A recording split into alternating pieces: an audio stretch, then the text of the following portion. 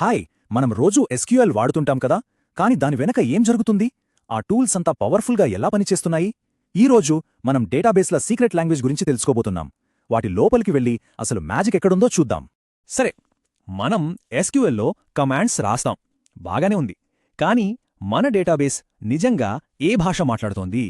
మనం రాసేది ఒకటైతే అది లోపల ఆలోచించేది, ప్రాసెస్ చేసేది వేరే భాషలో ఉంటుందని ఎప్పుడైనా ఆలోచించారా? అదొక రకమైన మ్యాథమెటికల్ లాంగ్వేజ్ అన్నమాట. ఆ రహస్య భాష గురించే మనం ఈరోజు మాట్లాడుకోబోయేది. ఓకే, సో ఇక అసలు విషయంలోకి వెళ్ళిపోదాం. ఏంటా లాజిక్? డేటాబేస్ లోపల అంత పవర్ఫుల్గా ఏం దాగుందో చూసేద్దాం. ఆ లాజిక్ పేరే రిలేషనల్ క్యాల్కులస్. ఇది చాలా ఇంట్రెస్టింగ్ కాన్సెప్ట్. ఇది ఒక నాన్ ప్రొసీజరల్ లాంగ్వేజ్. అంటే సింపుల్గా చెప్పాలంటే డేటాబేస్కి ఏం కావాలో మాత్రమే చెప్తుంది, దాన్ని ఎలా తీసుకురావాలో చెప్పదు.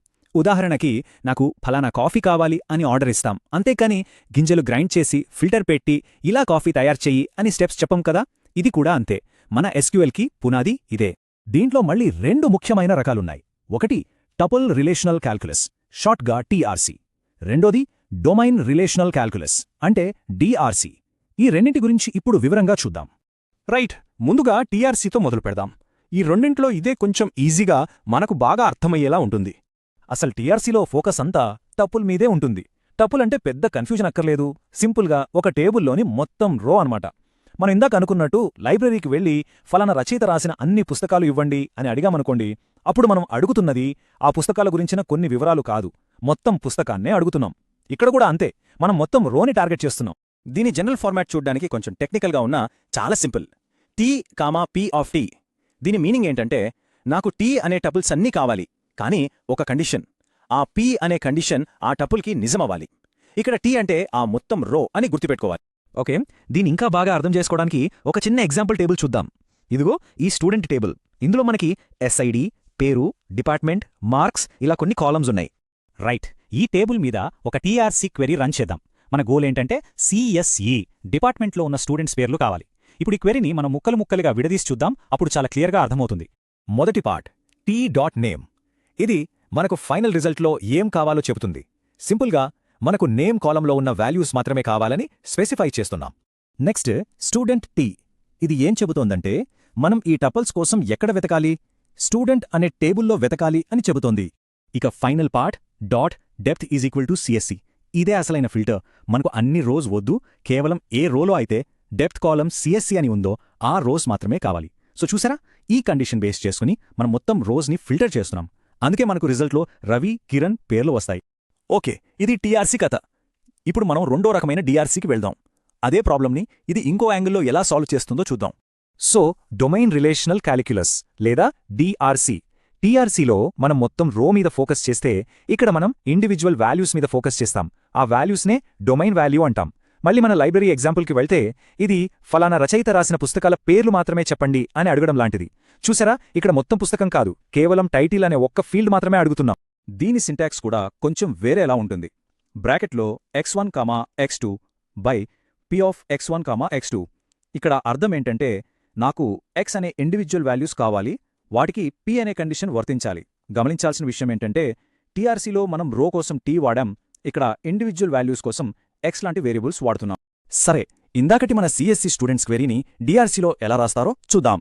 ఇది చూడటానికి కొంచెం మ్యాథ్స్ ఈక్వేషన్లా అనిపించొచ్చు, కానీ డోంట్ వరీ, దీని వెనుకున్న లాజిక్ చాలా సింపుల్. మళ్ళీ దీన్ని బ్రేక్ డౌన్ చేద్దాం. First part name. ఇది మనకు ఏం కావాలో చెబుతోంది. అంటే నేమ్ అనే డొమైన్ నుంచి ఇండివిజువల్ వాల్యూస్ కావాలి. ఇది టీఆర్సీలో మనం చూసిన టీ.నేమ్ లాంటిదే. ఇక రెండో పార్ట్ ఎగ్జిస్ట్ ఎస్ఐడి మార్క్స్. ఈ ఎగ్జిస్ట్ సింబల్ని చూసి కంగారు పడకండి, దీన్ని క్వాంటిఫైయర్ అంటారు. సింపుల్గా దీని మీనింగ్ దేర్ ఎగ్జిస్ట్ అని, అంటే ఉంది అని. సో ఏదో ఒక ఎస్ఐడి ఉంది, అలాగే ఏదో ఒక మార్క్స్ వాల్యూ కూడా ఉంది అని మనం చెబుతున్నాం. ఎస్ఐడి మనం కావాలనుకుంటున్న నేమ్, సిఎస్సి డిపార్ట్మెంట్, ఇంకా ఆ మార్క్స్, ఇవన్నీ కలిసి స్టూడెంట్ టేబుల్లో ఒక కంప్లీట్ రోని ఫామ్ చేస్తున్నాయి. సో ఈ కండిషన్ ద్వారా మనం ఏం చేస్తున్నామంటే, మనకు కావలసిన నేమ్ని కండిషన్స్ మ్యాచ్ అయ్యే ఒక పూర్తి రోతో లింక్ చేస్తున్నాం. ఓకే, ఇప్పుడు టీఆర్సీ, డిఆర్సీ మధ్య ఉన్న తేడాల్ని ఒకేసారి క్లియర్గా చూసేద్దాం.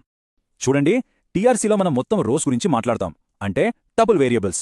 అదే డిఆర్సీలో అయితే ఇండివిజువల్ వాల్యూస్ గురించి, అంటే డొమైన్ వేరియబుల్స్.